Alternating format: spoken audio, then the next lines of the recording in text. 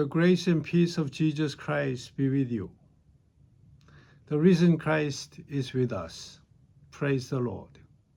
Good morning. Due to the severe winter weather, we had to cancel today's service and postpone the start of our new sermon series until next week. I pray that we stay warm and safe, and you take care of one another, and that we remember in prayer those who are especially vulnerable during this storm. I would like to use this unexpected pause as an opportunity to share my story about a year-long journey I took through a program called the Compelling Preaching Initiative. As a pastor, preaching is central to my life. I want to really do it well. And I want to touch hearts and draw people closer to Christ. But preaching isn't really easy at all. It has been challenging and continues to be challenging for me. Sometimes I receive encouragement, other times criticism. Some people love my sermons, others don't. So I've often asked myself, what does it really mean to be a good preacher? That question led me to this program. Compelling preaching sounded exactly like what I was searching for. I assumed it would teach better techniques and skills. So I signed up. Our first gathering was in Savannah last year. 9 pastors participated as a cohort on this journey. We rented an Airbnb and stayed together for several days. But we didn't sit in the classroom to learn how to preach. We didn't analyze sermons. Instead, we cooked together, ate together, walked together, visited some fun places, lingered on historic streets, and rested together. I remember thinking, when does the preaching part start? But it never did, at least not on the trip. After Savannah, we continued meeting on Zoom. Still, we didn't talk much about preaching. Instead, we shared where we sensed God's presence and where we longed for God. We talked about our lives and lives of the churches we serve, about exhaustion and joy, and about what fills us and what drains us.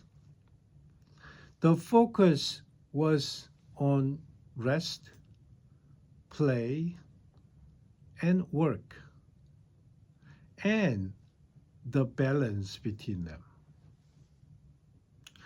Slowly, I realized the program wasn't trying to fix my preaching. It was paying attention to my life. And I began to see the connection. How could my preaching be alive if I was exhausted? How could I speak about grace if I never received it myself? How could I invite others into rest if I didn't know how to rest? The program never taught me how to write a better sermon. Instead, it asked me how I was living. And that turned out to be a far more demanding question. Do I balance my life with rest, play, and work so that I can be a whole person, ready to share God's precious message? we ended our journey in New York City, sharing art, stories, meals, laughter, and rest. Only then did I realize this was compelling preaching all along. A life balanced in Christ. Rest, play, and work is what prepares us to share the gospel. I don't have to be impressive. I'm just called to be authentic. I don't have to be anxious about being good. I can simply be myself. And without chasing approval, my preaching may become more compelling because it comes from a life that is honest, rested, played, balanced, worked, and rooted in Christ. So that was my learning, and that was my story. And I invite you to reflect on the same question. How are you balancing rest, play, and work in your life so that your life can share God's love with others? Because how we live is the message we share. I will be with you, and you with me, says Jesus. And I say, Amen. Thank you for listening to my story. I would also like to give thanks to Gail Winters, Mary Voter, and Lori Ronastrom, who led the service while I was in New York City last Sunday. And here are prayer concerns. Please pray for those living with alcohol or substance use disorders, as well as those facing mental health challenges, and for their families, that they may find healing, support, and recovery. Carol and Ron New request prayers for Bob Sandon, who had a heart procedure yesterday at Alice Hospital. Prayers are requested for the family of Aaron Fillmore, shared by Carol Verman. While walking her dog, Aaron suffered a tragic fall and died as a result of her injuries. She was a friend of Carol's daughter, Jerry. Joan Lamke, sister of Carol Verman, took a serious fall on Sunday, suffered a head wound, was briefly unconscious, and now has 2 very sore hips. I also pray for our nation, the United States. The situations both within our country and around the world concerns me very much. I pray that God will lead and guide this nation to be a people who reflect God's love, care, and peace to the world. Let us take a moment of silence and pray together. Let us pray. Gracious God, you know our needs before we speak them, and you hold every life in your care. We lift to you those seeking healing, those struggling with addiction, mental illness, and weariness of spirit. Be their strength and their hope.